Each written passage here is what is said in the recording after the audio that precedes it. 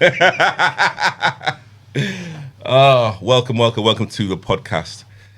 I've got Chrissy, I've got Gary. Welcome to the podcast, guys. What's going on, man? Thanks for having us. You good? Yeah, I'm good. You know what? I love the banter before in terms of what we were talking about. So when we're recording this, England have just lost against Spain, and you guys were talking about where England lost it. Chrissy, could you briefly talk about where you think England went wrong? I just think, well, we all know in the whole tournament we didn't play well, and I think we were sometimes trying to play off of moments in games, and I think you can do that against certain teams, but when you come up against someone like Spain, you can't play in moments. For me, I feel obviously certain players were struggling, i.e. Kane. I think, we moved the ball quite slow, and it shouldn't take us to always go behind for us to then move the ball quicker. I think in the whole game, I think one of the times we moved the ball quick was when we scored the goal. So we went from back to front, and then great finish from Palmer. And then straight after that, obviously, you're going to expect Spain to have the ball again anyway, but then it's what you do with it after. Sure. And it looked like we just didn't have a second plan. For me, I think Watkins came on, he gives you a lot of energy running in behind and stuff like that, but I feel like that was breaking down too easy. So I think that change was kind of wrong. I think I would have brought on Tony, because Tony's going to win the ball, he's going to hold it up, win fouls, and I think if he does that, that then gets us up the pitch and able for us to now regroup. I think a lot of the time we were going long to try and find Watkins in behind. He was either going through or Spain were collecting the ball, where if you just go into Tony will protect it. He's either going to hold it up or get a foul, and then that's where we can get back into the game. So I feel like that kind of killed us a little bit as well. So yeah, but best team won. You don't win 7 out of 7 for no reason. Facts. So yeah, man. No, but it was a good tournament. I just hopefully, at some point we might be able to get over the line. Gary. Yeah, I think Chris has summed it up really. For me, I was so impressed with Spain's high press. That was superb. I think if England can somehow develop something like that, then maybe I might see him win a tournament before I die. I'm just being honest. I mean? Because we're waiting a long time. Everyone's saying 66 and this and that, but a lot of us weren't born before 66, so we don't know about the world winning the World Cup in 66. We're trying to create history for our own generation. So until that happens, it's all good getting to a final, but you got to get over that final hurdle now. Yeah. Facts. I'm sick and tired of hearing about 3 lines on a shirt and it's coming home. Well, listen, let's bring it home and then we start talking about things like that. Facts. Yeah? Facts. Cool. So let's start with Division 2. So Kuya won it outright. Invincible season. Congratulations to Kuya. Bow Street finished second. Seagas finished third. Catford that I play for finished fourth. Why are you smiling? I think because you was expecting to go up. If you're going to sit there and say to me that you weren't expecting to go up, you're lying to me, Therese. You were expecting to go up. Okay. Yeah. And all of a sudden now, because you lot were in a good position to go up, Look at him now. So you've blown it out. It's like you've blown it out of proportion for yourselves, and then you've allowed Bow Street to go up, which, okay, we know about Coruña. And with Coruña, I'm pleased they've come up because they shouldn't have been there last season, if you know why. And you know why. Yeah. They shouldn't have been there last season. So how they've conducted themselves and gone about business, I take off my hat to them. Yeah. And they've just said to the league, you know what? Up yours. We'll get on with it. Win the league. Then what can you say to us? Okay. So I guess if you don't know, I think a few people know. Catford are in Division 1. Because Charcoal or Metrogas or someone has, that's it, Metrogas has folded. So if anything, you've only gone up to even out the league. Even out the league. You should have declined. Charcoal's gone as well, no? Charcoal's out of open division. age, right? Well, I don't know about open age, but I've heard they're going open age. they're going open. That's what I've heard. It's apparently open age football, so that's 2 teams. So Metrogas going back in it or not? I'm not too sure about Metrogas, but do you guys think, and I'm going to end this at Chrissy, do you think Catford deserve to go up into Division 1, finishing 4th? Me personally, if you finish 4th, no. Not if you finish 4th and you got... So Korea go up anyway, right? Yeah. And then who finished second? Bow Street. Bow Street finished second. Third was... Seagas. And did they want to go up, them two? Bow Street have gone up. Right, so Bow Street... So at the moment, Korea, and Bow Bow Street have gone up. So Seagas, did they choose to go up? They decided not to. All right, so... Guy's face. No, so if we're going off performances, but we all know how leagues work. Mm-hmm. Leagues don't always work like by promotion in certain positions and stuff like that. It happens if someone doesn't want to go, then obviously other people go up. If we're going off of how your season went and where you finished, no. But if you're going in the way of you being offered to go up, why would you not take it? Because so you play for Catford, right? Yeah. So is that not your aim to be Oh promoted? yeah, well, definitely. No, that's what I'm saying. So if you're given the opportunity to go up, you're going to take it, right? So yeah, so look, it is what it is. You've gone up, but if you're asking me, do you deserve to go up due to the season you had? No. You have to earn the right to go up. You either we go up as champions or you go up as runners up. But the question, go on. No, period. I don't think Seagas should go up. No. It should just be first and second. Yeah, But Seagas and if they're trying to make Catford. up numbers in the league, it's how it goes, isn't it? Seagas and Catford shouldn't go up. I've got nothing against Seagas Or- and I've got nothing against Or do a Catford. playoff. Or do a They shouldn't playoff. even do that, Chris. No, but some leagues do playoffs, innit? Or do a playoff like third should play the one who's in so let's say Metrogas stayed as a team, right? And they finished bottom of the league. Yeah? Let's just say that happened and you got your 2 that go up, which is Karuya and Bow Street Runners, right?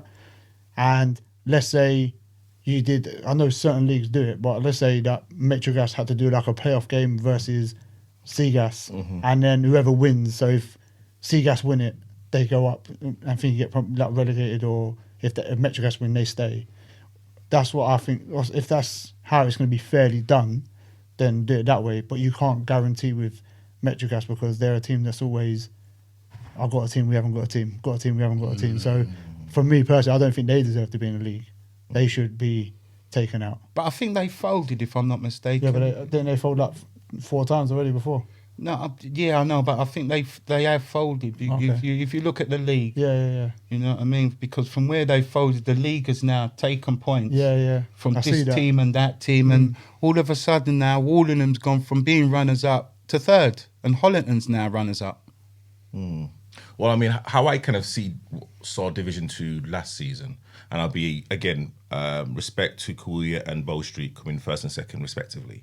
But it's probably one of the weakest Division 2 seasons that I've been involved in. Okay. You know, and yes, I think with Catford, we were under reconstruction. We are still under reconstruction. We didn't really have a team at the beginning of the season. So for us to finish where we are now, it's a huge achievement with Nana and the backroom staff and the players. No, congratulations on that. Yeah. But also as well, going to Division 1, in terms of what I've seen, a lot of teams are giving away points. In what way? Like teams, I said before, Metrogas do not want to play. Charcoal, when they were in the league, they were trying to rearrange fixtures and like whatnot. And I know Catford, we will not give any team points. We will play even if we've got 9 or 8 like players. All right. Yeah, you got most teams like that will want to play. There's only a few teams who will just say, "Oh, well, I can't be bothered to you." It could be a case of you beat them 10-0 2 or 3 weeks ago, and they don't want to play you now because they're in fear of getting that same kind of and score. that's why they don't want to play. So that's why they don't want to play. Question for you though: Yeah. do you think you deserve to go up? Honest opinion. That was my next question. Honest opinion. Do you feel that and being a Catford player Yeah. and being in the dressing room, being in the games and all that, do you feel the season that you had, do you believe that you getting promoted into that top division is fair? I think with the players that we have, I didn't ask that. not the players you have. Okay, all right. We're not talking about the players Okay, you have all right, because okay. we can say no, Just but answer, man. no, but we can say Seagas. Seagas, is that what they're called? Seagas. Seagas. So we can say Seagas have the players, Yeah. and they finish in a higher position than you. Yeah. So we're not talking about players. Overall, throughout the season, do you feel that you guys deserve to get promoted? no. Okay, so that However- you've answered your own Yeah. question. However, Yeah. the players that we have when we play the Division 1 teams, we all turn up. But Kawhi could have said that last year. But like last year. That's No, but I'm just saying though. No, but literally, I get your point, but literally, we do not fear anyone in Division 1. We fear no one. yeah, And for Seagas, again, like I love Seagas, but for me, if you opt not to go up, then that means you're comfortable where you are. And if you're comfortable where you are, then there's no growth. not necessarily. No, they I just don't might not believe be. that. They just might not be able to match what's there at the moment. No, but we're a good team. Yeah, but there's being a good team, and then there's believing you're a good team. There's a big difference. But again, it comes down to 100%. mindset, though, right? No, but that doesn't mean they're not a good team. It just means that know your lane, innit? There's always a saying of know your lane. 100%. So like, no disrespect to Catford. I don't know much about Catford at the moment. Obviously, like you said, you're going through a transition and stuff like that.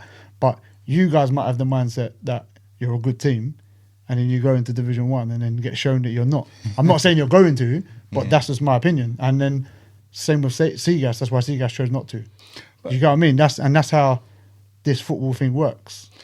I'm looking at Seagas and I'm going to stay with what I think I'm thinking.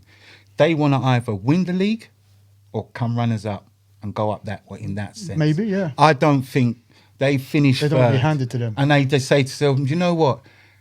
If by some miracle we do take that third spot and go up in the third division and win this and win that, they're going to say, if you didn't come up in third place, you wouldn't have had that opportunity. Most teams want to go up as champions, period. But if they can't go up as champions, then the next best available spot is runners up. It's always been like that. Yeah. No third, no disrespect to Seagas. Third team shouldn't be getting offered. Oh, would you like to come up in the division? Yeah. Catford as well. If they're going to invite anyone to come up divisions, they need to go into the lower divisions and tell teams like Old Peps, Kamazi Strikers and that to come up into Division 2 or Division 3 and work your way to the first division instead of staying in those low divisions, you know what I mean, winning accolades in low divisions. Come up. If you're that good, you shouldn't be afraid to come up. You shouldn't be staying in the same division season after season after season. What fun is there in that? There's no fun in that. The whole objective is to say, all right, me and Chris, we start a team in Division 5. Our objective, first of all, is, if not to go up that season, to have a stable season. Yeah? From that first season, we can then start to say, listen, this is what we're going to do. This is what we would like to happen. Go from Division 5 to 4, from 4 to 3, from 3 to 2, from 2 to 1.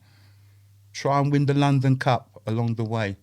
Or A Cup. Or Whatever A cup. Cup. Or Yeah, whatever you cup. know what I mean? That's the objective. Who wants to be a good side and stay in Division 5 or 6, banging this team 6-7-0 or that team 8? It doesn't make no sense to me. I think certain teams, like, just speaking on Kamazi, I know Kamazi would like to go higher up the leagues. I Then think why they doesn't wanted- the I league don't just think say they've to her, been- give but them the down to the league. opportunity? But that's down to the league, Yeah. isn't it? But that's down to the league, and I think that's something that the league need to do better. They need to ensure that certain divisions are better occupied with teams, so that it makes it more entertaining and more challenging, and also that their games are being able to play.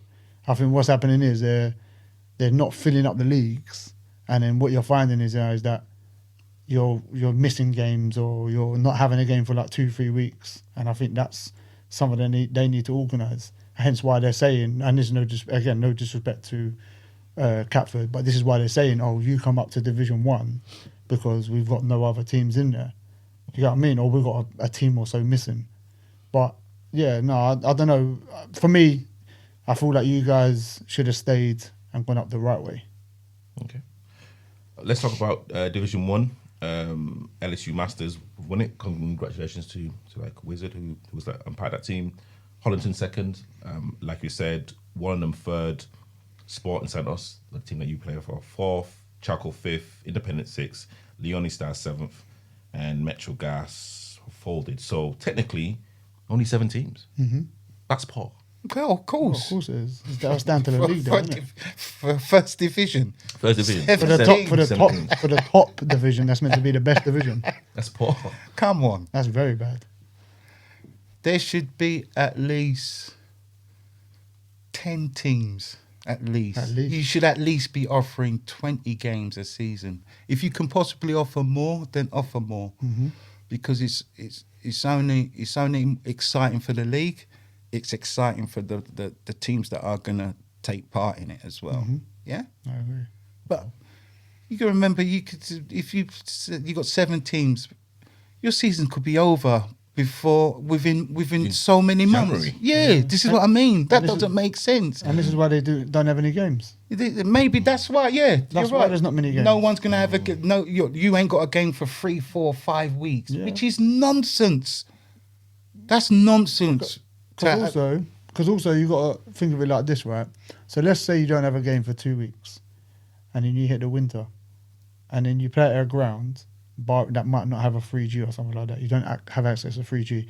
Now you don't have a game for 2 weeks, and then your next game is the following week. It chucks down with rain. Your game's called off. That's 3 weeks. And then let's say that you don't, and then the next week it gets called off again, and then the following week that's 4 weeks, and then the 5th week you don't have a fixture anyway.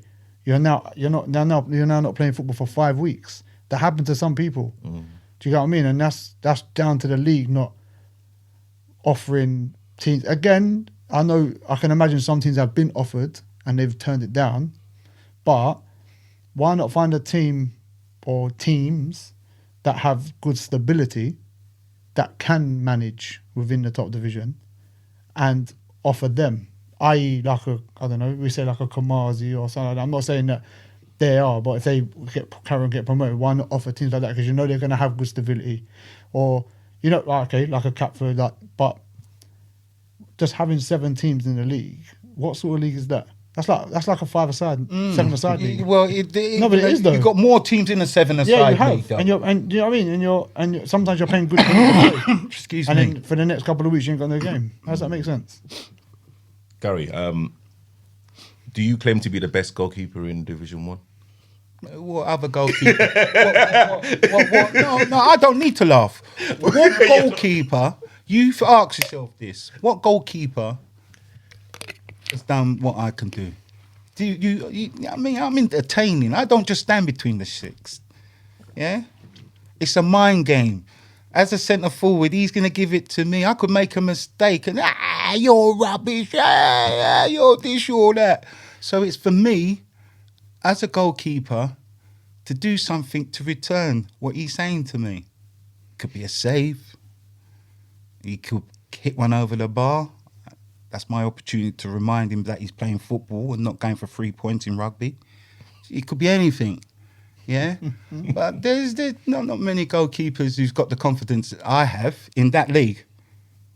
Hence why I know, listen, I know that I'm the best goalkeeper in that league. What improvements do Santos need to make to be challenging the likes of LSU, Hollington? Listen, what Santos need to do is, from pre-season, set out your stall.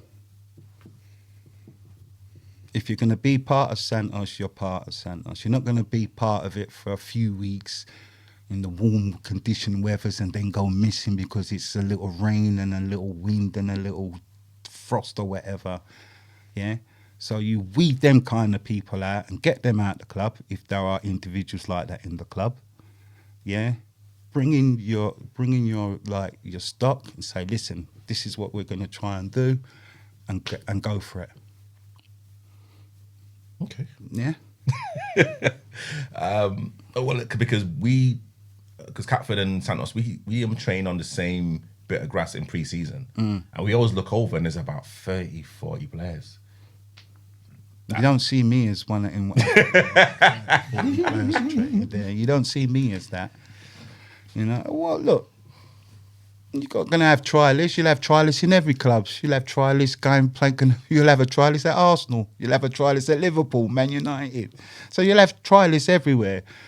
But some of these trialists, yeah, they'll get the nod and say, look, come back. We'd like to see you in a few friendlies before we make a decision. Some others will just say, listen, you ain't going to cut the grade in this Vets League, mate.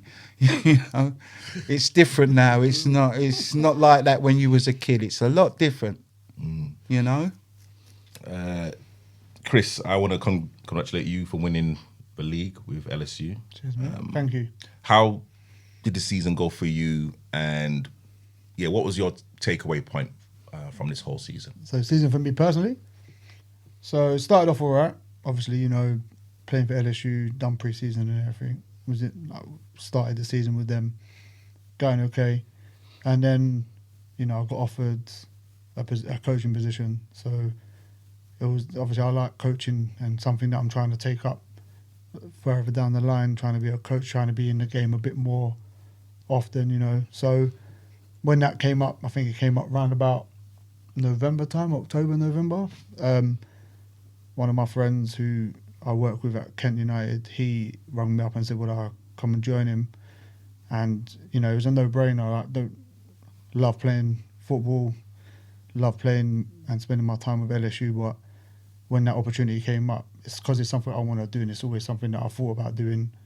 I couldn't turn it down. So, yeah, I went and started playing there, and then my playing time for LSU was very limited due to the fact that obviously they play on a Saturday. You know, they play step 7, so that's Kent Prem. So spent most of my time training and coaching them on a midweek and a Saturday. So I didn't really get to play a lot of football around about that time.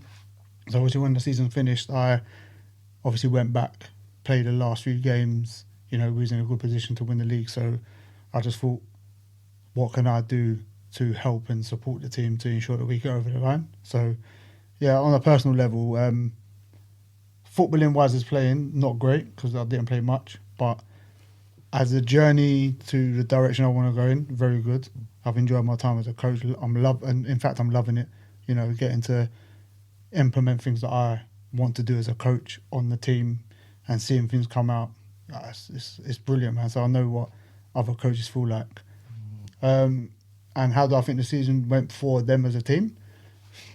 Come on, it's good, isn't it? Won the league. So what more would you want? Obviously, shame that they lost in the London Cup final. I wasn't there. Not that I say I'll make a big difference, but I wasn't there, so I can't really speak on that. But yeah, man, I think one thing we had better this year since I've been there was consistency. I think we learned how to win games and see them out. You know, we made a couple of good additions to the team. Definitely made big difference to the squad, which was able to help win the games. You know, technically, LSU have always been known for having great technical players, you know, being able to move the ball and stuff like that. But one thing I learnt when I was there, and people will say they kind of struggled how to see out games, and we always made it a game where we could concede a goal at any point. Where I think one thing we learned this year was how to ensure that we see the game out and win the game. So that's putting your body on the line, defending first. Sometimes we didn't play pretty football. We won games by probably going long, you know, and getting the ball up the pitch and make sure it's not near our goal. And so they're the differences that we made this year, which helped us get over the line. It was a big difference. So in the overall, you know, cup final, didn't get over the line, but a cup final and a league title. It's a good season, man. Can't knock that. Let's talk. He brought it out of me, you know. What do you mean? we play.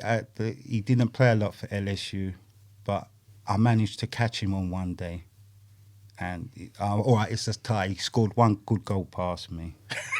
Just the one. He scored one good goal past me, but I made sure I made up for that one goal. Well, to be fair, the save he did against me was a good save. Yeah, you know what? And no, because it was a very good save. no. You see, let's go back to goalkeeping. You see what he done to me, and I said to him in the game, "Nice goal," because he threw me. I honestly thought he was going to my left, and to see him whip it back to the right, I thought. He's killed. I couldn't move. I couldn't move. Put it this way. For me to get it, I think my hip and my knee would have ripped out trying to get to that ball, you know. And it was a good goal. And I said to him, you know what? Where credit is due. That's a good goal. But give credit where credit's due. I had a chance. I think was it different game. Same game to make it level up the score. Yeah, the same game. It fell to me in the box and I hit it low. I thought it was going in and Gary got down, man. Look at Gary's face, you know. No, it was a good.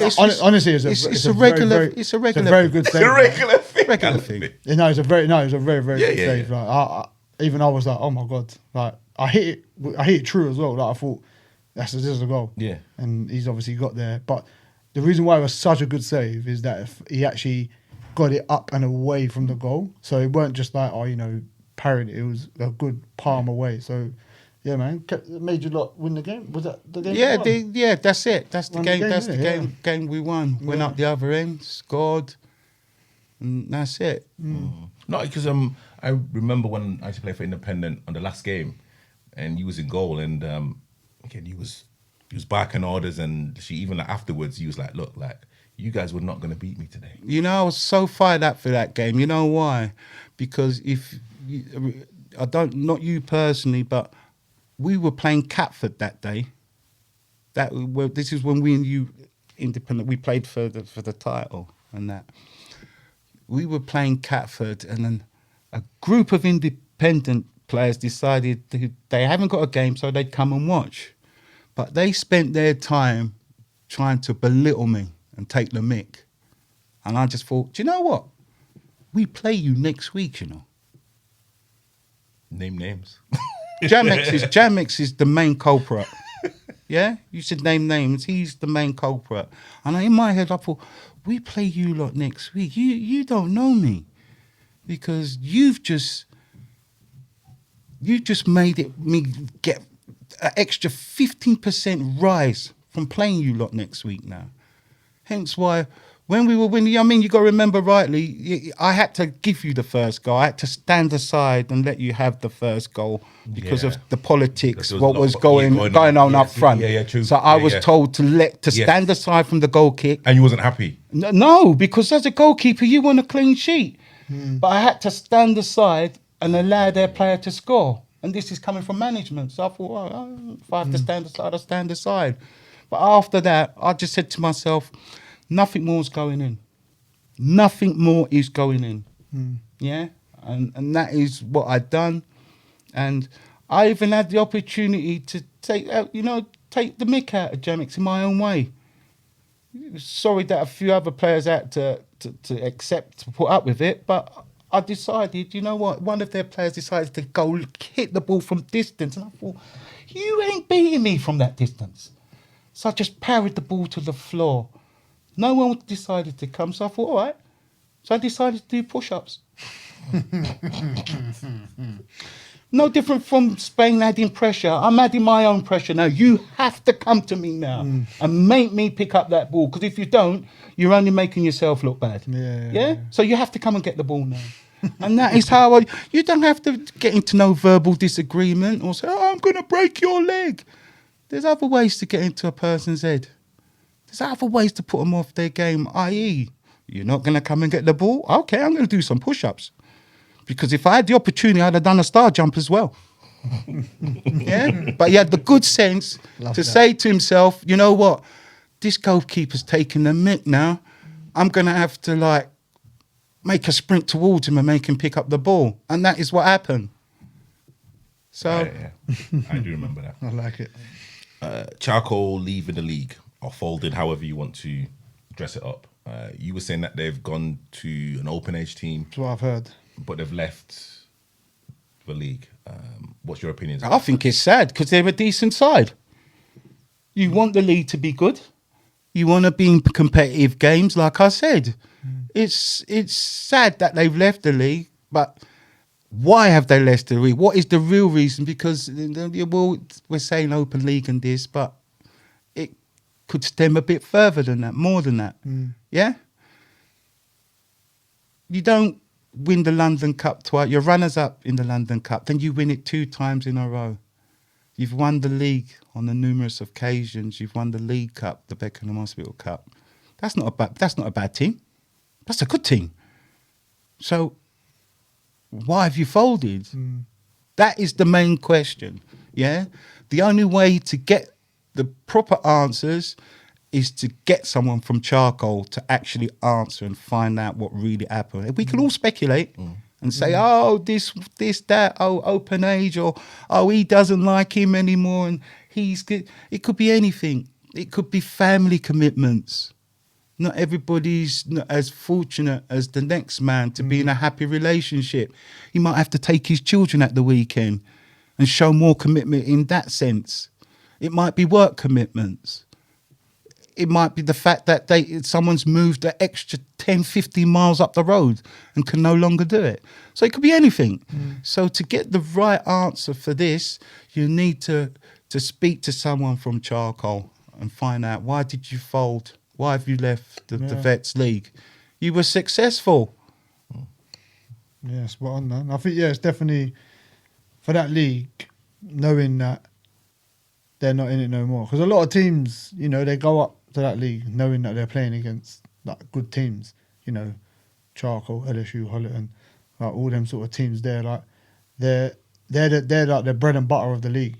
So they're the teams that push you to want to go because you're like, oh, can I match them or can we be as good as them and stuff like that. Like you just said, you said Catford don't fear no one, but now that's one less team that are gonna entertain you, on a Saturday. But whatever they've chosen to do, good luck to them in what they do. Like you said, it's a good team leaving because they've won multiple titles and stuff like that. 100%. So, but on the flip side, it just gives other teams an opportunity to now step it up and whatever.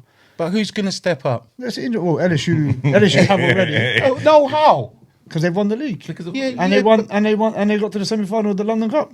They got to the final of the London Final of the London All right, Cup. they've won the league.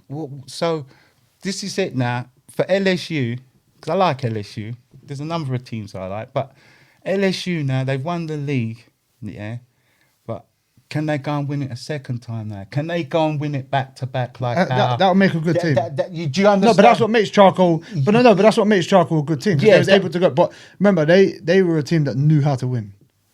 They knew how to win. They knew how to win games. Just in like they had a way of playing, and they knew. And also they had quality. They had players all over the pitch, but they knew how to win games, and that's what won them to titles. Hence, what made them champions. Elite, you might as well say, because they won multiple titles. So I used to like playing them. I thought it was a good challenge. I used to always, when I used to hear, we're playing Charcoal, I used to think, oh, yes. No, it's the games you look up for, isn't it? Of course. Yeah, Is there the games you... I've never lost to Charcoal in 90 minutes. Okay. And I'm happy to say that I've not done that because their manager used to run his mouth saying, no team can beat Charcoal in 90 minutes. I think that is such a poor statement to say that you can't back. Yeah?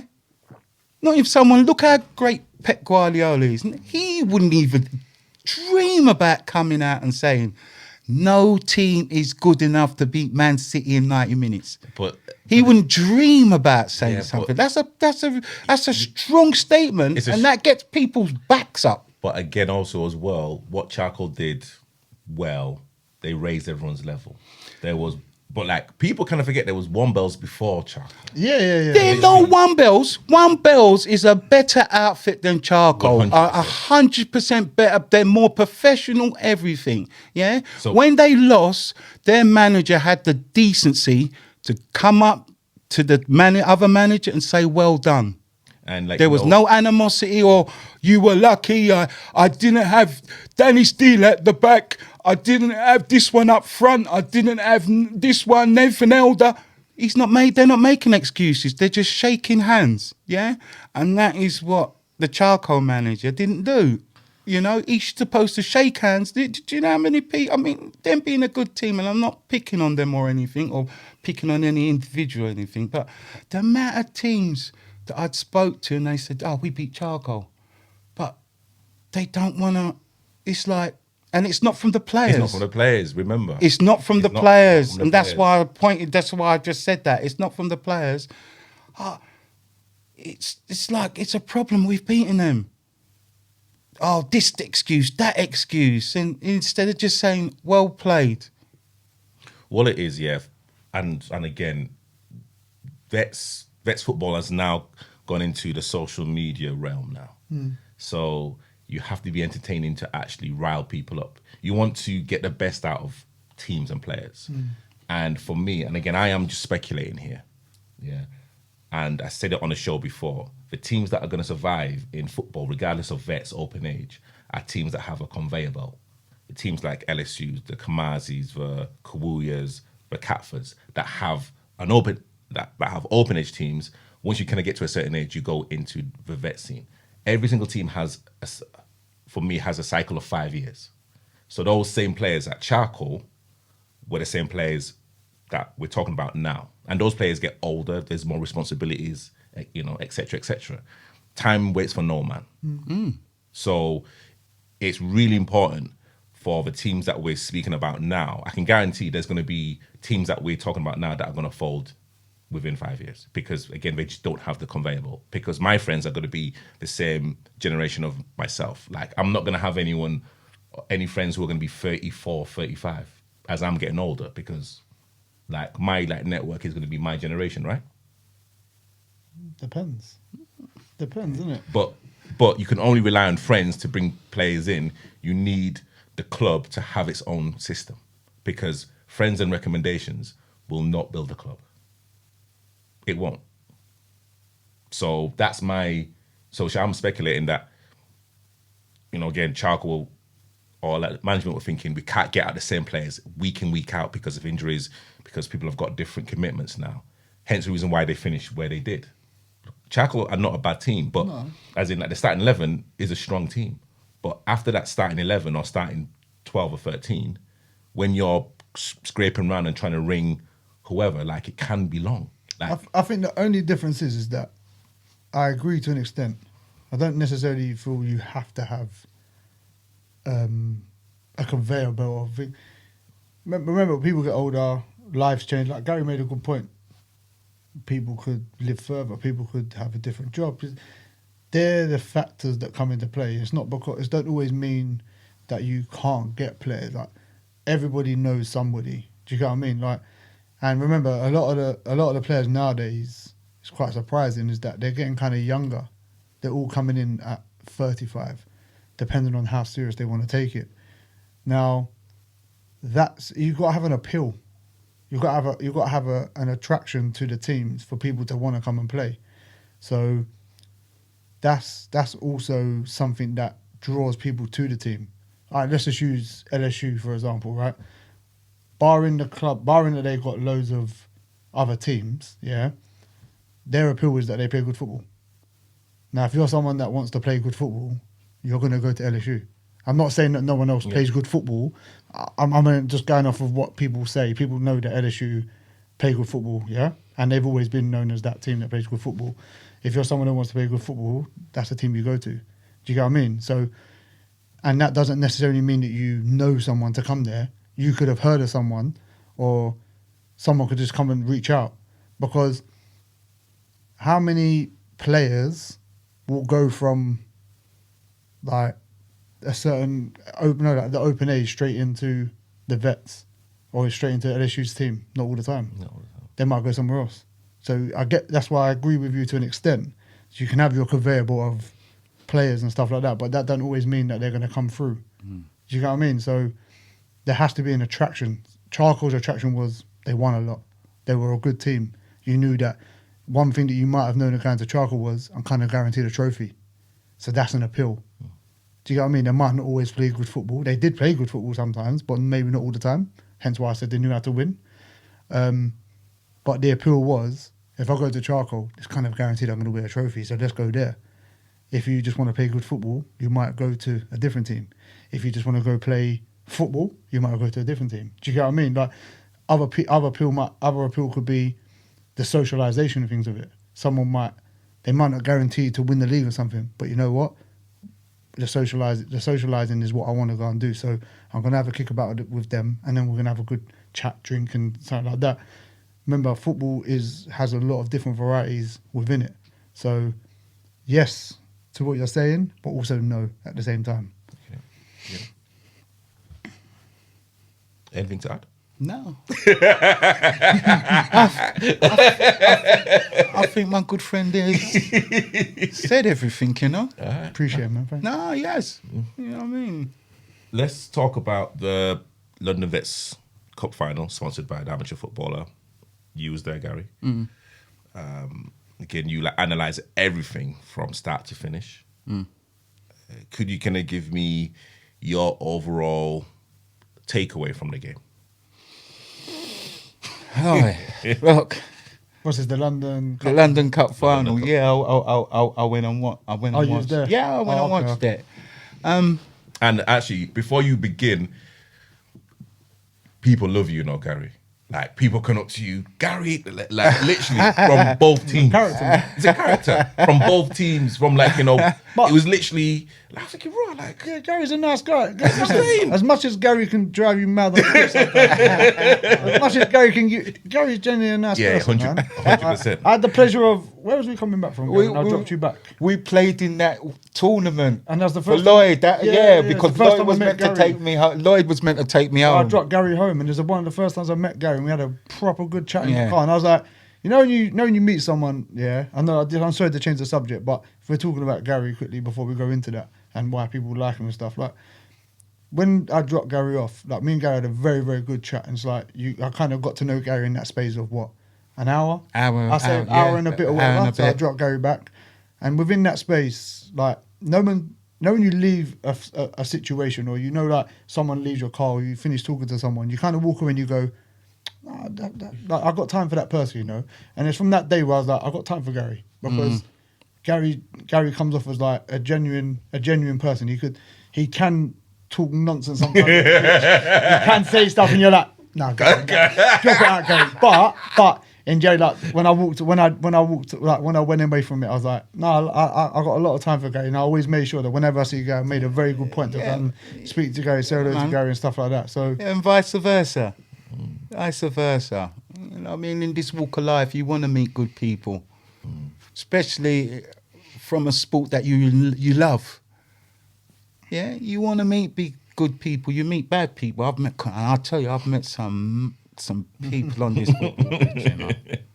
Oh, I tell you, I could tell you some stories. I really could tell you some stories. It's just some we'll crazy. say that for Yeah, next time. Yeah, That's the next podcast. I know. Yeah, that's crazy. Wow. And with the title be story time. I ain't even a goalkeeper, man. This is the thing. I'm not a goalkeeper, you know. This is how I started life. It was something pushed upon me. I weren't a goalkeeper. I used to play. When I first come into the vet scene, it was with Santos. A friend of mine asked me to play for him. My first position was CDM.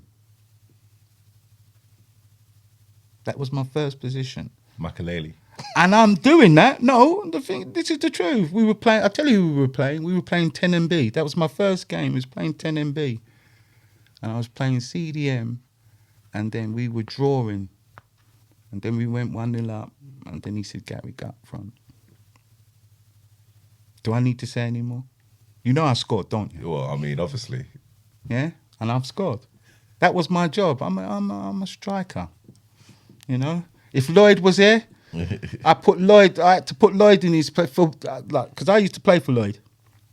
I played for Lloyd for quite a bit, and I used to keep saying to Lloyd, "Come on, man, it's 5-6-0, bro. Give me 10 minutes up front. What's the matter with you?"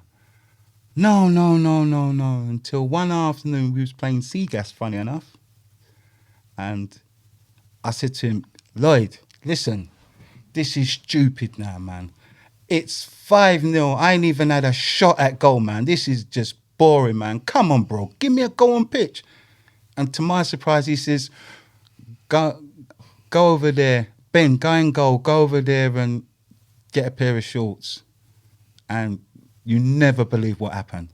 He scored again. I scored more than one. I even threw assists, not assists into the game. Yeah. And that's when they had to say, "Do you know what? I'll never ever say to you again, you don't know how to play up front or on pitch." Because I used to say it to them all the time, and he always used to be, yeah. They just thought I was just saying it for the fun of it, until I actually demonstrated to them what I can do. Right. Yeah. So let's talk about the final. The final, listen, 2 teams turned up, yeah? One had a game plan and stuck to that game plan. The second team went with a game plan. Some of their players went missing and it just didn't work out. That's what happened. Do you think the best team won? Yes, 100%. 100%. Because you know what? Like I said, after that cup final, they went with a game plan and they stuck to that game plan. They didn't argue amongst themselves, nothing. They encouraged each other. And you had more than one captain on that pitch, more than one soldier, or however you choose to look at it on that pitch. Yeah?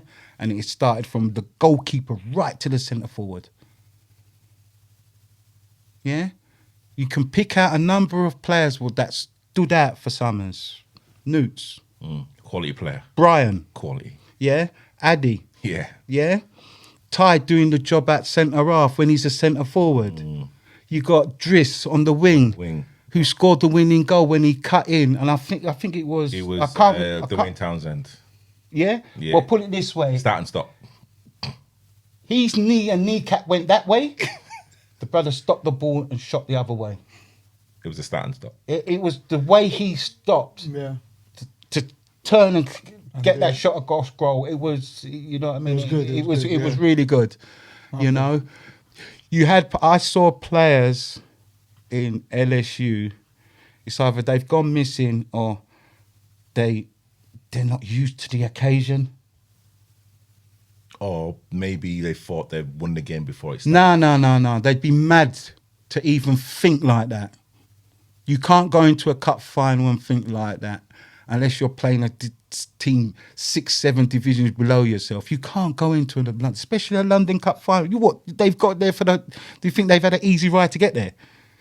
They've had to work just as hard as the other team to get to that final. So from them being in that final, it ain't no pushover. It's not going to be an easy task. True. Yeah? So if they've gone with that mentality that, we've won it, then that's your downfall. It's whoever wants it more, and they wanted it more. Yeah? I don't want to call out no names, but I saw a player in LSU, he was blowing after 15 minutes. I thought, what? That's embarrassing.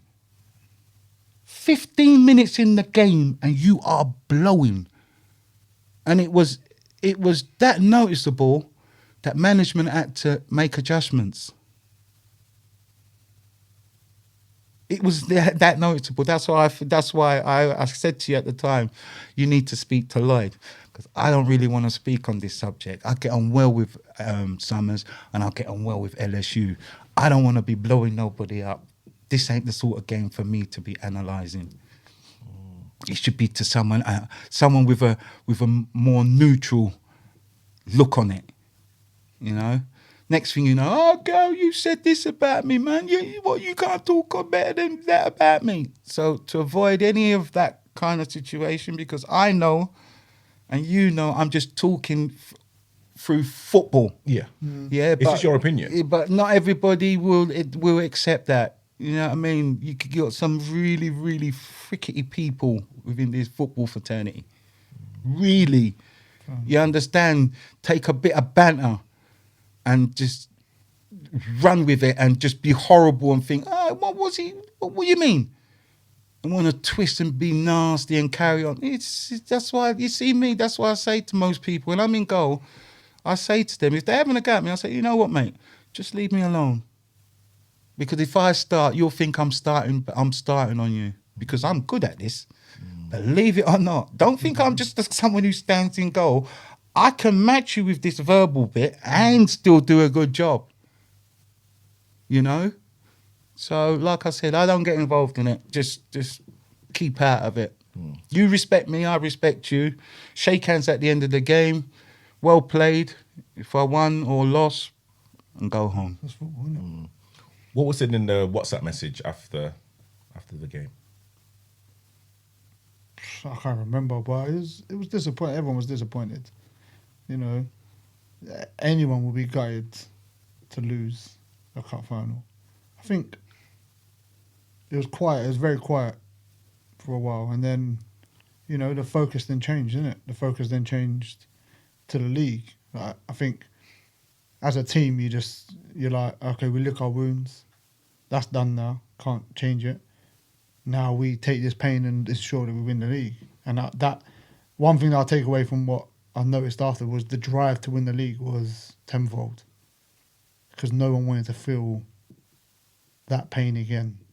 So that's one thing. There wasn't loads said in the group, you know, and it was just more obvious that we've lost that now. Okay, we forget about that. The drive to go win the league is tenfold. So the next game, obviously, I think one of the games were balling them, and it was like, because they were challenging. So that in that mindset was we're winning that game no matter what. No matter how we win the game, if it's 1-0, 5-0, whatever it is, we're coming away winners. And I can guarantee you that was, and I haven't been there many games. That was one of the best games that I've seen LSU play, and I was involved in that game. But that was one of the best games that I see LSU play because, no disrespect to Warningham, I think they're a good side. Couldn't touch LSU. LSU blew them out of water. So that you can see the drive, and it was like we're not losing this league. So it's sad, and it was painful to obviously hear that we lost it, but it was refreshing to see that no one rolled over and gave up. Everyone was like, nah, okay, we're going to make sure we come away with something this season. And lo and behold, obviously we did. So, but I said that in the other podcast I done with you, Tabriz. That's what I said, you know. They have to. You got no choice. You can still win the league. So you have to put this to bed. Say, okay, it didn't happen this time around. Yeah, but we're still in a healthy position. Some teams would have folded and just said, you know what, I'm not bothering turning up. You got certain players who think they're Charlie Potatoes. Oh, well, I'm not turning up no more. Which weakens the squad. You know, but they didn't. They all turned up,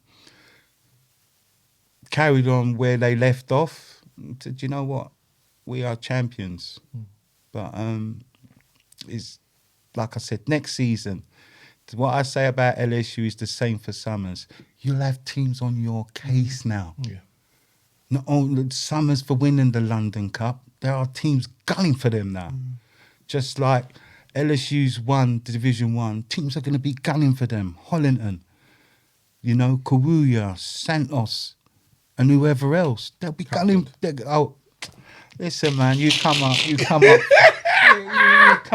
You don't come up the right way, man. That don't. That's a coverage. You know what I mean? Don't you know? Seriously, I'm strong about that. Tabriz, I'm not taking that spot, you know, brother.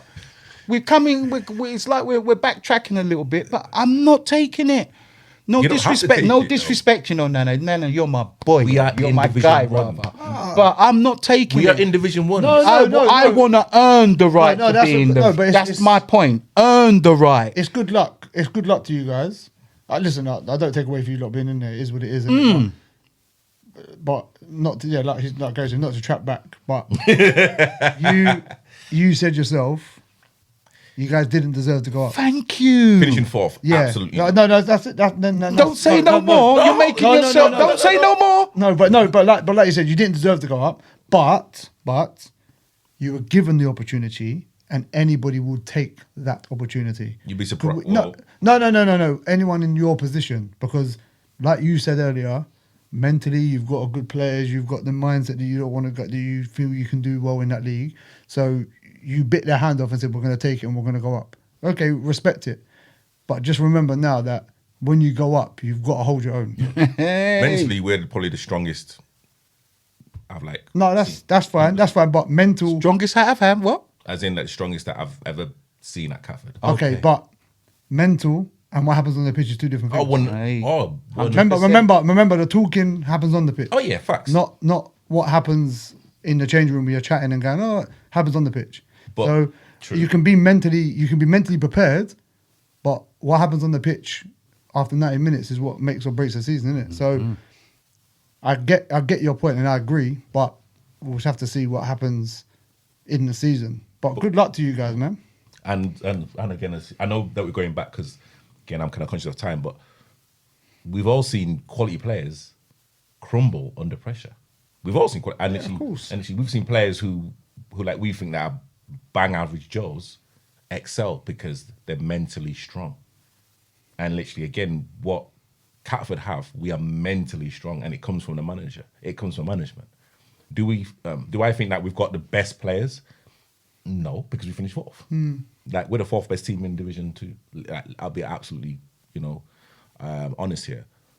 But when we compete, when we kind of again, like we competed with LSU in the London Cup, we were 2 goals up, and we lost 3-2. Again, like, we just couldn't bring it off the line. We played Santos in a friendly. Just like England. Fair Just point. like England. Fair point. We So played. Nana was moving like Gareth. Yeah. You understand? just like Listen, England. listen, you know what? Wow. I'm actually Nana really, Southgate. But I know one thing. I know Gareth Southgate ain't gonna go up from no 4th spot. He's gonna say no, nada. Listen, I'm- no. You know what? I'm guys- gonna go up through 1st or 2nd spot. I know we're kind of goating you about No, it, but but I love at the it. end of the day, real footballers. I'm ready to compete in Division. I'm ready. Okay, I believe- whether or I not you're believe ready you, to I believe you. compete, but compete the right way. You've gone up as champions or runners up, not like invite. You're the second. You're the second choice. You know. Third. No, they're the second choice. No, They invited. Oh, the sorry, Seagas yeah, first. sorry, So you are the second choice. I was talking about the positions. But No, it was 4th. no, I know, but I meant it's in luck because if Seagas didn't go up, innit? So Yeah, they you become- know what I mean. But Seagas done the right thing, you know, my brother. They said no. But we don't. Because They they- said no, but we don't know why they said no. No, but they still said no. No, I get that. I get You that. You're right. understand? Yeah. Whereas a team lower than them said yes. I don't understand. Yo, Nana, you're my guy, you know, but you're to go up the right No, channels. banter aside, yeah. Banter aside, like this is what happens with the leagues. People get offered to go up. I remember being at Hollerton before Hollerton are now, and they were offered to go to the top division, if I can remember, and they said no because they wanted to go, I think the proper way or whatever like that. And then I think they ended up doing it anyway. I can't remember how it all worked, but that's how it works. But that's happening. And I think if I can remember, they was in the 3rd division. Yeah, I think Hollandson started in the 3rd, won the 3rd. Was it 3rd or 4th? But won the 3rd, unbeaten.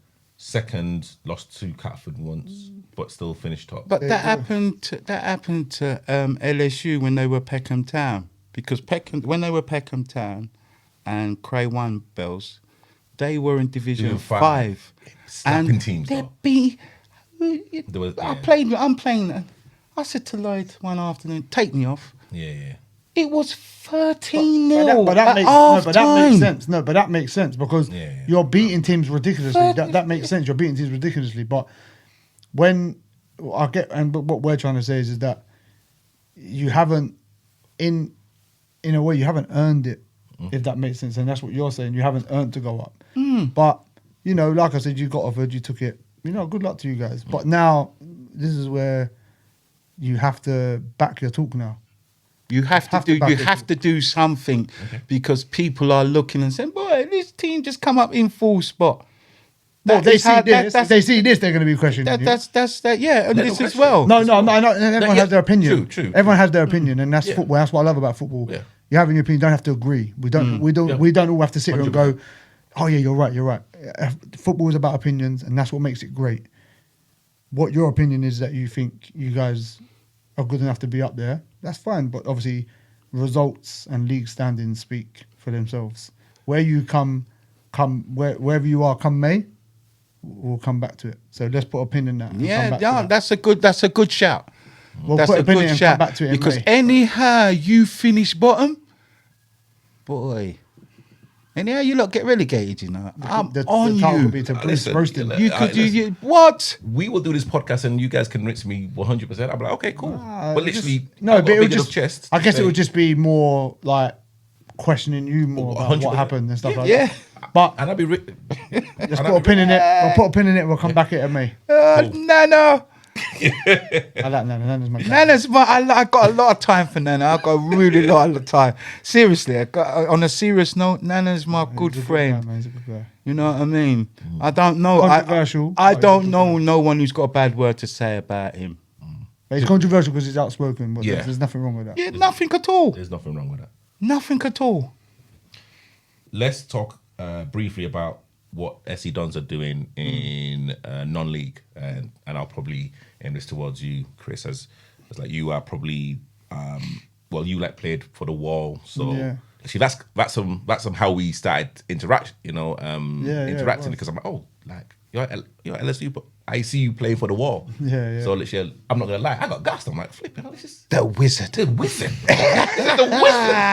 I'm the presence of the Wizard, you know. Hey, that name, I don't know what that name just came out and stuck, man. It's mad. The Wizard. So It's a fitting name, mate. Yeah, It's a fitting I name. appreciate it. Listen, I'll be honest with you. I know we're coming off track a little bit, but to them guys, like what they've done for me in that aspect is like I love them guys, man. Like it was only a short time lived, but that's my peoples, man. Man, you got kids out there look up to you. They're great. They're a great bunch, and what we created, it's a shame that it didn't continue. But what they did to give me that little nickname and what it happens now, like it's what it's done for me. It's amazing. I owe it to them. Everything that's slightly gone on for the last 3 years for me, I kind of owe it to them because that little videos and titles and stuff like that, it gave me a little bit of a nudge. So it's good, man. I told you, you're supposed to trade that name. I know. Gary's been on to I'm me telling about you. it. Same like Monts. Look at Monts. I know he's done well. Too easy, and he's trademarked it. You understand? And that's what you should have done. The opportunity is still there for you to trademark it's it. something I'm looking into. Do you It's know something how I'm much looking kids- into, man. Do you know how much kids look up to you? Just through what they've seen you do on YouTube with the Wall. You give drive to people, just like there are other players who play in this YouTube thing, from Beatties, from SC Dons, from UTR, from all these teams. There are always players that a young kid's gonna say, "Oh, he's good. How did he whip that into the top left-hand corner like that?" He'll go over the park and he's gonna be saying, "Right, last 9 minutes of the World Cup," and Gary steps up, or the Wizard steps up to bend one in the top corner. He's a young 10-year-old kid, you know what I mean? When we were younger, we would emulate whoever it was. No, it's I true. mean, for me, boy, I'm an Arsenal man, so I'm emulating an Arsenal person when I was younger. You know what I mean? Even better still, if we're playing international football, I'm only one person. I'm Pele. No, it's true. It's true. Do you see what I mean? And what you have done, you've given more excitement to some kids in the sense where they want to emulate you and try and be like you, or try and do some of the things that they've seen you do on the pitch. Because this is what these young footballers do. No, it's true. Thierry Henry can do. I'm going to try something like that. No, it's true. You know it's what I true. mean? It's Oh, wow. Peter Schmeichel came out and he spread himself. I'm going to try something like that.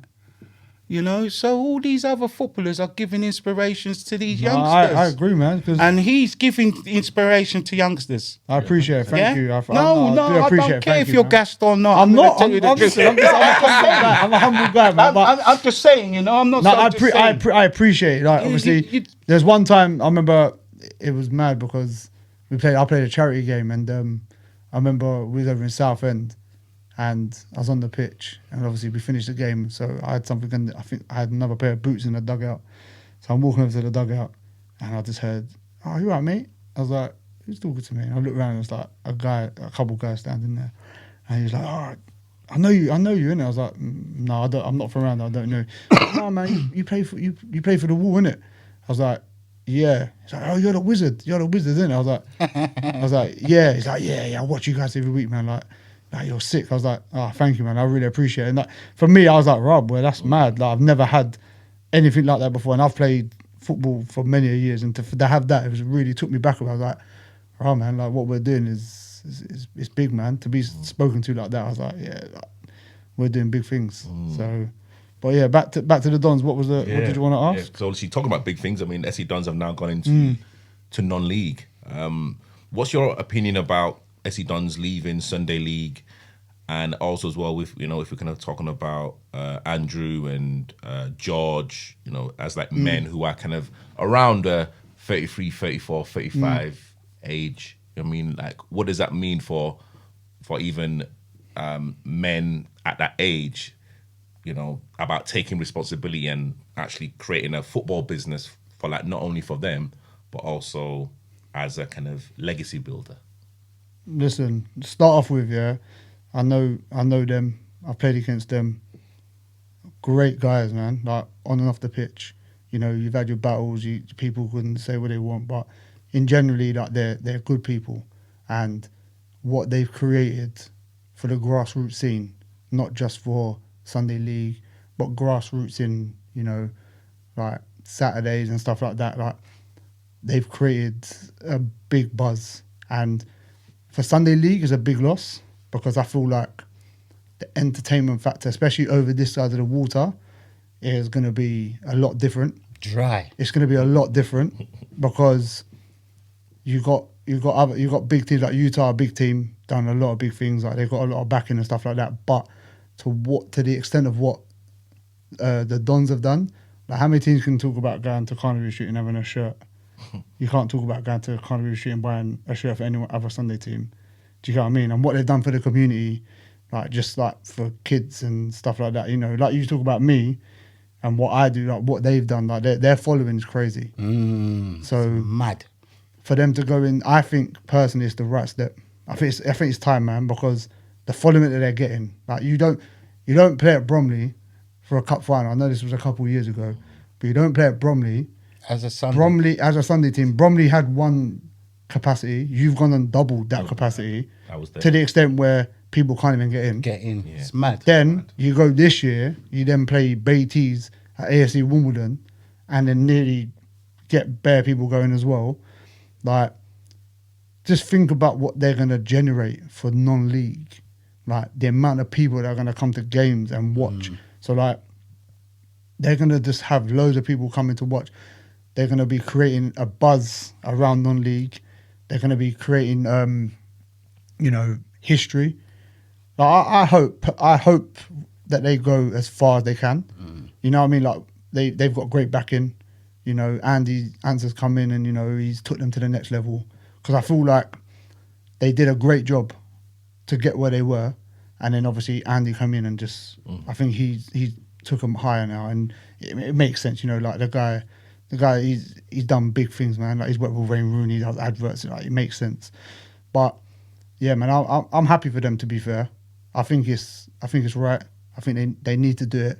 I think they've done everything they can in Sunday League. I think they said it themselves on their podcast that they just reached a point where it was right for them to go to the next level. I hope they continue to create a legacy. I hope. And if things that they was talking about, you know, creating different avenues for other people, you know, creating different teams for kids and young ladies and all these things, like, if that all falls into place, you know, like look at the opportunities you're creating. Like they said something about, if I'm correct, they mentioned something about one of the, barring the back room, as in like, I think, pardon me, barring the people that were behind the scenes that have full-time jobs there. The board that only That's it, the board. Yeah, so like the board have full-time jobs. Now yeah. they've created another job for someone else. Yeah, geek. Like that speaks volumes. Yeah. Like you're creating. So not only are you creating a football environment, but you're creating jobs. So like, how many people or how many clubs can say that they've also created a job opportunity for someone? Do you know, a full-time job? You know, like now he's working full-time for them. That's big, you know. But that's big, and that just shows you how far they've come. They've come from being, like they said, they've come from a team where people, they're turning up and people had odd shorts on and all that, to now kit sponsors, full-time jobs. Like, it's big, man. Like, hopefully they continue to do well, man. I respect it. I think I've got a lot of time for it. Yeah. Gary? Look, they've taken an idea from a living room, a conversation in a living room, and they're now on the non-league pyramid. Yeah? Just a group of lads saying, no, let's start a Sunday football team. And it just so happens they've done well. And they've gone on to Saturday. I'm pleased for them. It's good for the area of Lewisham. Yeah? They say Lewisham, AFC Lewisham is the team at the moment. No disrespect to AFC Lewisham. SC Dons will surpass them in a big way. They will surpass them. They got, some of the following is mad, and I know quite a number of their players and that. And I know of Andy. I grow with Andy and used to play with Andy. He's a good friend of mine. But what they've done is it's really good. It's tremendous what they've done. And you're gonna have teams out there saying, they've not won the London Cup on the Nationals like Beatties and this and that. But at the end of the day, nor did Rising Ballers. nor did hashtag United. Facts. Yeah?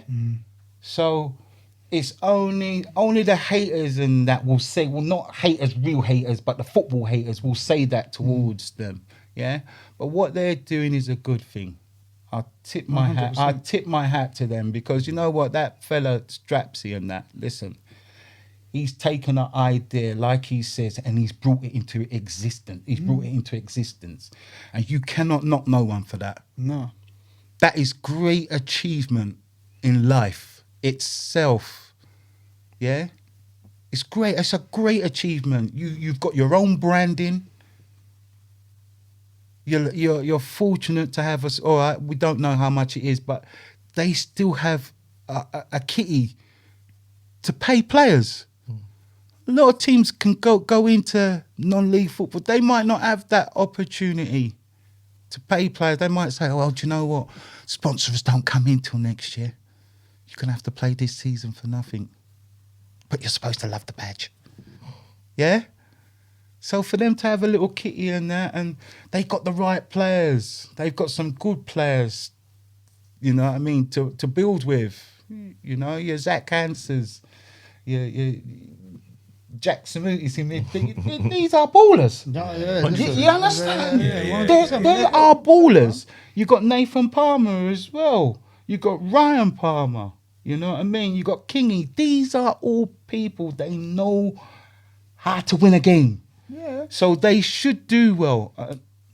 I think they will do well. And I honestly think if it goes the right way for them, they will win that league at the first attempt, which will really make people sit up and also shut up a lot of critics as well. Yeah. Yeah, it'd be interesting. I'll keep an eye out for them, because I'm going to try and go and watch a few of their games, if I'm honest. Listen, I've played in them leagues. It is a tough league, but you know, if you get it right, anything can happen, man. You know what I mean? Like I think, like you made a good point. It's big for the community. Of course.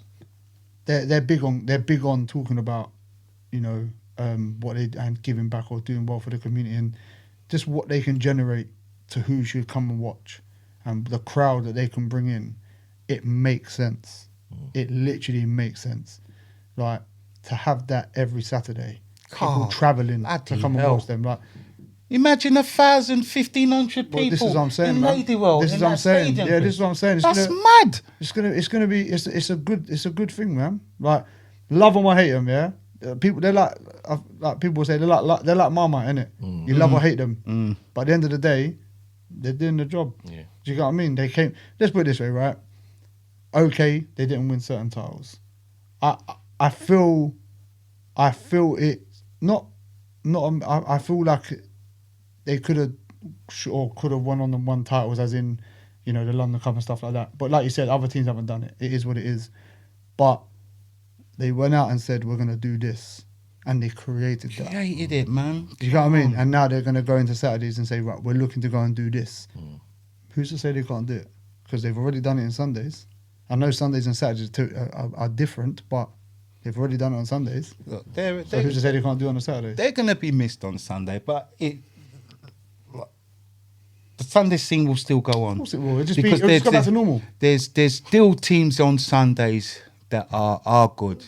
Your Beatties, your Highgate Albion, and your Hatch Lane, and you know what I mean. Saha, Grand.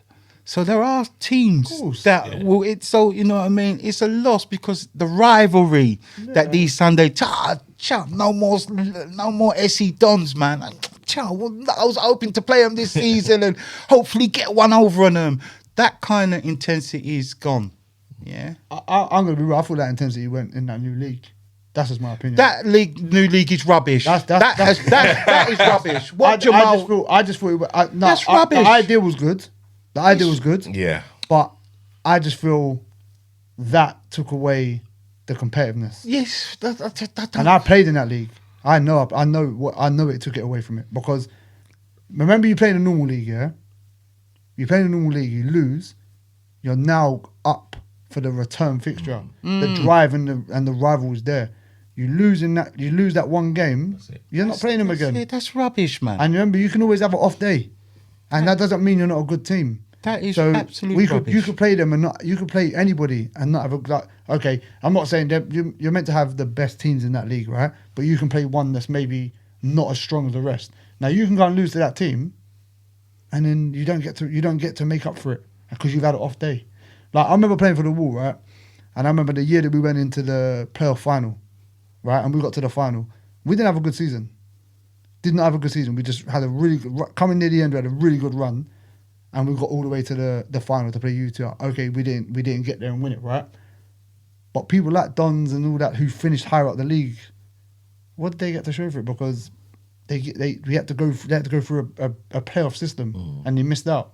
That's like not saying that rubbing it in or whatever, but that's for me, that's not good enough, man. Because you're top of the league, you're a winner. Because imagine we did all that and we went and beat UTR.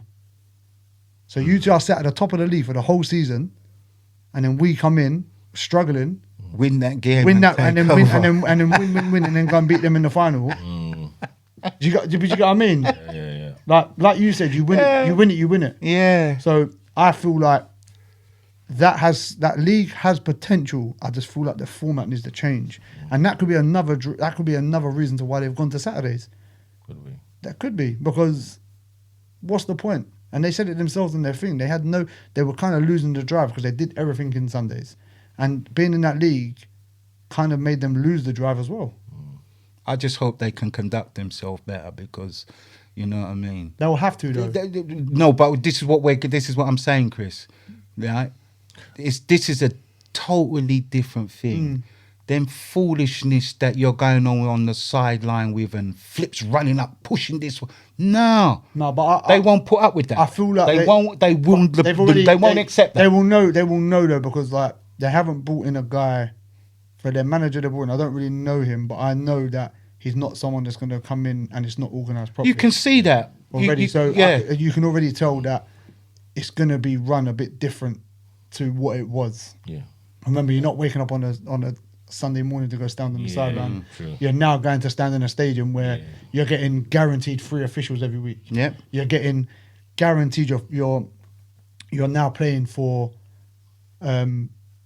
titles where you're actually going to get promoted and go higher up the pyramid and stuff like that. So the whole their whole persona, not because their persona is their persona. That's what's got them where they are. I mean, as in like they have to adjust it in a way. You can still be how you are in SC Dons, but then on the sideline, it's going to have to be different. The banter don't need to stop. And I think, I don't know that manager, but I think he will want to keep that. He'll want to keep. You could listen. I heard him speak on some show on a show the other day. Before you start, Gary, are you good for time? Because it's 9 o'clock. It's past 9. Well, yeah, we're gonna have to. I have to give it another 10 minutes because we're deep in this. Okay, all right. Because again, I'm conscious. Yeah. As I was saying, you just from how he spoke, I just thought, no, this geezer's serious. He ain't no joke. He ain't leaving his house for the fun of it. He wants accolades. He wants to help build SC Dons and the brand as their manager. Yeah. And he wants them to. He wants success, and with some of the players he's got that I'd mentioned earlier, he will get that. You know what I mean? You just mix and blend with some of the youngsters and that. And like I see, these elders, they're kids still.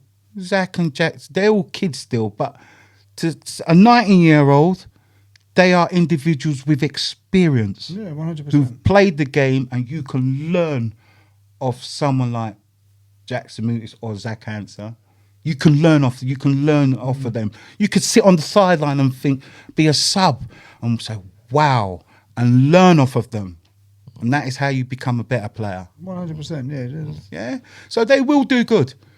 And they have the right connections to bring in the right players. Whether or not they keep these players all season, because I feel like, if someone sees one of these players and think, you know what, you do well for me in the conference, they got to let him go and have his opportunity. Can't just say, well, you're playing for SC Dons now and you've signed no, they still got to let him go and do his thing. So they're definitely going to go through that sort of cycle where they've got a player where they can't keep because his abilities are too good for the club, and it needs to be like it needs to be shown in another light. Do you think we'll ever see a SC Dons vets team? I reckon so. It'd be interesting. It'd be interesting to see who's in this vets team. But yeah, I can see something like that happening. They've got enough players to make that happen when the opportunity arises. From what I gather, I mean they say they're doing women's team. They're going to do they're aiming to do an academy, and so if you're aiming to do a women's team in an academy, then surely you're going to do a vets team along the line as well. Surely. Because a vets team is part of the full package. It'd be interesting if they do. But I feel like for that to happen, they have to be established. Yeah, of course. Or they have to get themselves established first before they even think about that. Yeah. Which they, by the sounds of it, and listen, they got good backing. Andy's a really good businessman. You can already see. So yeah, you already know that they're going in the right direction. They've got the right person behind him. Like 100%. I say, Andy's a good man. Like I said, I've known Andy nearly 50 years. But don't even take away barring Andy, but don't take away from what they. Like of course, George and Andrew and all that, what they've done themselves. So like I said, they've done a good job to get where they are. Like I said, it started in a living room. It started in the living room with Andrew and his brother-in-law and his brother-in-law Ryan Pyre and R7. That's where it started for them. And look where they've gone with. Look where they've run with this. They're in the non-league pyramid. You have to give people. You have to give them respect for that. It's generational. Yeah. You have to. I won't say generational because hashtag obviously did it. But But then again, I don't know much about hashtag. I heard they were very big. I don't know much about hashtag. But I can only go off what I know about SC Dons. I know how big SC Dons have come to go into that direction. So that's why I kind of say that I'm not too sure. I'd like to see hashtag or even Rising Ballers and SC, they meet up in some cup. Be interesting. It'll be interesting. No, it'll be a really interesting watch. But then you know, I mean, even your team, Hashtag you're done in, really well. you're in what, step what, 6, 7? it's 7 So can't your team end up meeting SC at Dons? some point. It depends what cups we're in, innit? So if they went in the Kent Cup or something, Yeah, you could... we're in the Kent Cup and we do well. We could play them. Yeah, this is what I mean, man. It'd be nice to see these games, you know what I mean? Yeah. I think we're a league. I hope they I don't think think we're- they're going to I think win we're every league or game, two because league. they're not going to do that. They're I not don't going think to... they would, man. They're not going to, go there and think, Listen, we're going there's- to... I think you forget like that league. It's gonna be different. There's some good teams, man, because people are also paying money, man. Yeah, White I Leaf mean? is paying a lot of money. Yeah, but White Leaf's obviously promoted. Didn't Oh, it? they've gone up now, haven't they've they? gone Yeah. up. So, but yeah, man, like the league's winnable. It is a winnable league, but consistency what wins it, man. Yeah. That's one thing. Knowing about playing in them leagues, it's consistency that wins it. You have to have a consistent run, consistent performances to win you games, and if they can take that into their season, listen, there's a good chance that they can win the league. It's a failure if they don't go up. In their eyes, I strongly believe, and from the looks of that manager, they don't go up. Yeah, I'm just going to say this. They don't go up or do anything constructive this season. You won't see that man there next season. Big statement. You will not Put see a him. I'll put No. a pin in that one as well. Huh? Yeah. Put a pin in that one as well. Yeah? Okay. Yeah, we'll put a pin in Yeah, that put one. a penny in that one. Because that's just my don't, belief. don't worry. Teresa's pin's bigger. Listen, Remember- I can't wait for that pin. Because, like, remember... What? remember I'm the best centre-back in the grassroots That's football, what you right? keep saying to yourself. Is that why man. you're stretching now? Stop fooling your- He said that as you were stretching the best centre back. Best centre back, what man? I can back up my statement as being the best goalkeeper. I'm just in that league. happy. I'm just And happy if that there's they any unscrewed him. goalkeeper out there who wants to try and test me for this position, step up to the forefront, Listen, please. Love it. Gary, I'm just happy they unscrewed him from the last time I played against him. Oh, look Oh, my God. my God. Listen. See? This Oh, geezer, wow, this wow. geezer, you know. And I let me love it. tell you, I love it. I couldn't believe it. I am the best centre half in grassroots football. We murdered him out there. We murdered him. We said what? You, Hackett, you, mate. You've just come on as a sub. You're the best centre half, and you're coming on as a sub. You can't even get in the starting 11. We No, but do you know what? ruined them. Do you know what? Though? I can't. That's good confidence, man. I can't knock that team, man. Listen, that's your belief, isn't it? 100%. That's what gets you through a game. That's what gets you through a game, bro. 100%. And again, I'm kind of conscious of time. I think probably the most important question, and probably like the last question, is: we all met because of football. That's kind of how we're in this. Yeah. Like, how important is it for men of our generation to talk to one another?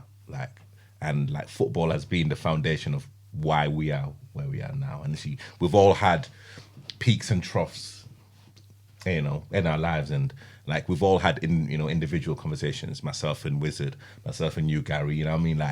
How important is it for us as men that play in vets football to be speaking to one another?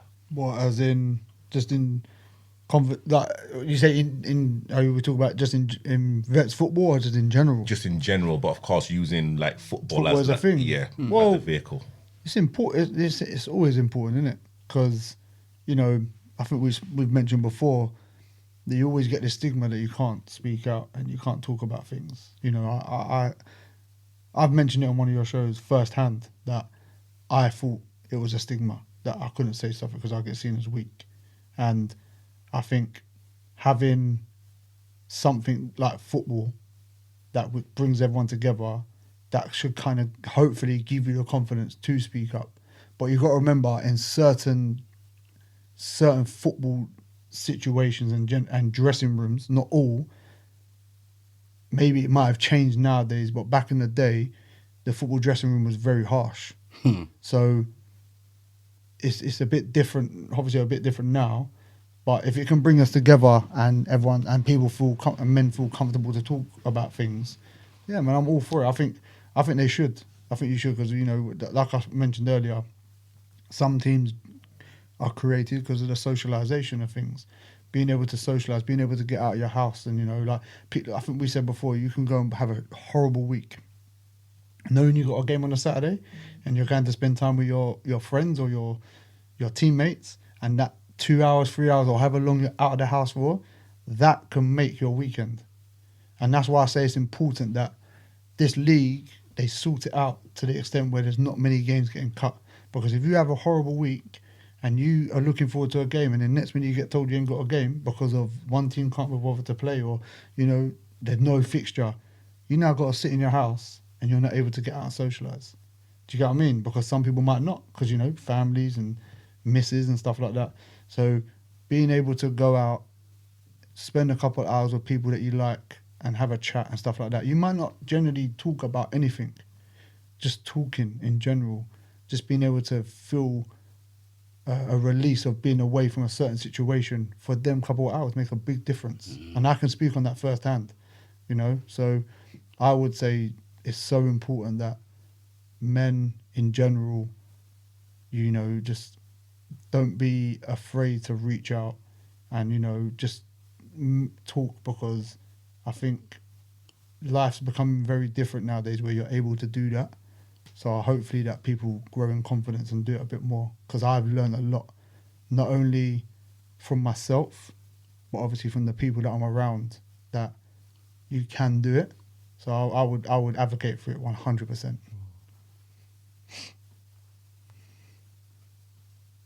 It's very difficult for me to follow what he's just said. I think he's what he's done there is he's mentioned everything or most things that I would say myself. It's good for the mind as well. It's good that you could, not only football, that you be able to speak up and be open about things in life. You don't want to be bottling it. That's the last thing you need. That's a horror show. Bottling it is a horror show. Mm-hmm. Speak up about it, and not everyone's going to maybe give you the perfect response, whether it's football or whether it's something to do with your everyday walk of life. Yeah, but you got to speak up about it. Accept certain things. If another individual can give you some good advice, take it on board. Don't push it aside. Take it on board. The individual's showing that he or she cares about you not only you as an individual, but your state of mind. Yeah, they're not trying to play tricks with you or whatever. They're trying to be there as a comfort. And everybody needs a comfort, whether it's a blanket or a person. Everybody needs a comfort. Yeah. It's not everyone's going to show that comfort because they're afraid to say, oh, it makes me look too I don't know, too masculine or too feminine. Sorry, I don't know, but speak up about things, man. There's no harm in it. What about you?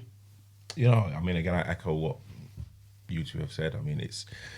It's like platform has kind of evolved from filming games to talking to individuals like yourselves who are influential in this space. And it's really important that we like talk about our wins as well. Like, we shouldn't feel suppressed that, okay, I've done something amazing, let me not talk about it because I have other responsibilities in the house. Or no, like, we should talk about that. And that also as well, when things are not going too well, to have someone in your corner or have people in your corner that you can confide in. Like, there's nothing weak about that. It's not weak to cry. Listen, any man that cries is a real man. There's not he's a real man. You got most people who will cry on their own. If I'm emotional, I'll cry in front of you. I've got no shame in doing that. Yeah. What harm is there in breaking down? Your partner gets emotional and breaks down, there's no issue. But you as a man break down, it's an issue. Why? But is that what? But that's obviously, ain't that due to the fact of what the stigma is made though from back in the day. You know, like you got to remember, like certain people come from certain backgrounds, and then when a certain background is pushed upon you, crying is seen as a weakness. So people don't cry, and then what happens is you then become a ticking time bomb. So what happens is that you don't let the emotion out, and then later on in life, that emotion gets the better of you, and then you're then lashing out verbally or whatever else because of that reason. Yeah. And that's because, you know, the certain scenarios or backgrounds that you're in are not allowing you to be able to express that emotion. Like, I think nowadays it's changing slightly, but certain people from certain generations are still not being able to do that because they feel like it's a weakness. And I think it's understanding that it's not a weakness. You know what I mean? It's understanding that we all have emotions for a reason. Do you know what I mean? We're made to cry, we're made to bleed, we're made to do this. That's what we're here for. Like, you're not given an emotion to bottle it up, but it's how people perceive it and how people will then judge you on that after. And I think one of the things that certain people and like men in general, not all men maybe, but certain men in general is, and I can speak on first hand, is not caring what other people think. And that was one of the things that I bottled up, was the fact that sometimes I felt like I couldn't do things because I was worrying what other people would think about me. Until later on in life, I was like, what's going on here? Like, I'm now affecting myself because I can't be myself. Effectively, I can't be myself because I'm worried about what other people are going to say. And I think that's where the crying comes into it. I can't cry because I'm worried what people are going to say. Do you know what I mean? And then, depending on what you do in life, in your walk of life, that will then trickle down to people thinking they could take advantage because they see you as a weakness. And that's why people don't cry. Maybe that's why men don't cry. You know? And that's something that we have to that's something we need to advocate a lot more. As in, there's nothing wrong with being emotional. Nothing at all. Because think about it, you cry. If you have children, you'll cry when your child does something. You cry, you lose a loved one. There you go. You'll cry if you don't. You'll cry if you lose. You'll cry if someone dies in your family, stuff like that. But then you're not allowed to cry because how you feel about yourself. How does that make sense? That's what I mean. How does that make sense? That makes no sense. You can cry about these other things, but if you seem to cry because of what's happening with you, it's a weakness. It's a weakness. That makes no sense. So it's trying to get over that stigma, and hopefully, like you said, in football, if we can make football an environment where people can be themselves a bit more, you know, hopefully that helps. And hopefully that's something that we can, well, not just us, but hopefully that's something that football in general, which it does in a certain way, hopefully that can continue to do it more often. And everyone can feel more at home within themselves. And I think that's the biggest thing, being at home and being happy with yourself. Amen. Nothing more to say. Chrissy, Gary, thank you so much. And again, we'll be like doing this every single Sunday. Well, we may not be in the studio every single Sunday, but we'll be talking about vets every single Sunday. Yeah, God willing. What do you mean, God willing? God willing. So if I got a sore throat and can't talk, what do I do? You just I can't. So I send messages. Write it down. Pen and paper. I always. Don't worry, Gary. We'll get you a pen and paper. I always like to say God willing. I agree. I always say something like that. If I'm gonna do this to do that, I just say always say God willing. 100%. Yeah, man. I'm looking forward to it. The journey seems good. Like, it's been a good. This was decent. I enjoyed this. Yeah. So I can't wait to roast it. I can't wait to roast it. Mainly hurry up, innit? You know what I mean? Mainly Even hurry up. we could do it in the season. What are you talking about? Yeah. True. He's meant to be the best centre half. I am. Listen, you know what? Do you know what? Now that I got a little bit more time, because if I'm honest, I don't think I'll be playing a lot of football this year. Oh, you say that? No, I'm being straight. I'm enjoying my rest at the moment, and it's a well-earned rest that I'm enjoying. And I know if I do stick to what I've just said, I'm coming to watch some of your games. I'm gonna murder you on the sideline. I could guarantee Catford will not be relegated. I can make sure Gary texts me. Yeah, you know what? Catford will not be relegated. I don't know. Come and back. We're not saying you're going to get relegated. No, but I am telling you guys, we are not going to get. No, relegated. that's fine. All right. That's a big statement. Do You you know, guys- the season ain't even started Do yet. you know? Do you know what We're your not relegated. Do you know what your targets are? Are you Well, allowed to share them? I'm not allowed to share. You are. You've just shared one of them. To stay up. Staying up is no. one of your like. okay, ambitions. okay. So let's take that way. So what's your personal targets goal, yeah. for You, yourself and the Mine. team? Yeah, so Not to what's get relegated. And what else? So just not to get relegated. Well, yeah. So what? You don't want to win a. Wait, what as in? Wait, hold on, wait. No, okay, listen.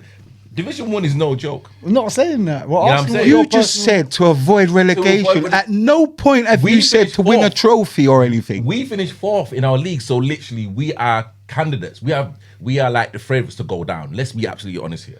Like Where you could have been favourites to go up as Division 2 champions But, like, this we next didn't. season. No, but like because we like bottled it. However, glad you're being honest Yeah, now. you know what I'm saying. Like I've had honest conversations. I've had honest, conversations with like everyone, in the group. Finishing 4th, we are favourites to go down. Like let's make no bones. No, about it. I agree. So you are. you're like, gonna go down. You think It's not happening. Okay. No, I think you're right. I think people do look and think you could be the team that gets relegated. But we won't be. No, okay, that's fair, and I look forward to looking out for that. Yeah. Because It'll be interesting. it'll I be can't wait interesting. for We're the gonna season challenge to Santos. start. We're gonna challenge LSU. Trust me. Mine, like, you know. No, I don't know. I might But just like- have to come out of retirement yeah, for come you. out, You know, honestly, and literally, just for you, just for Catford. You know, if I score a bullet header against you, you Gary, couldn't do trust that. me. You won't do that. You're not Imagine. good, and you're not gonna I'm not do good, that. you know? You're not gonna I can't do do that. that again. He's not gonna do that. He's gonna just make a mockery of himself. He ain't gonna do that. Listen, I'm telling you now, right? If I do come out of retirement and play against Catford, I'm gonna do at least 3 press-ups. Okay. Guaranteed. You listening, Nana? Where are we? You listening, Nana? I guarantee you 3 press-ups, so you best put the best people in front of me.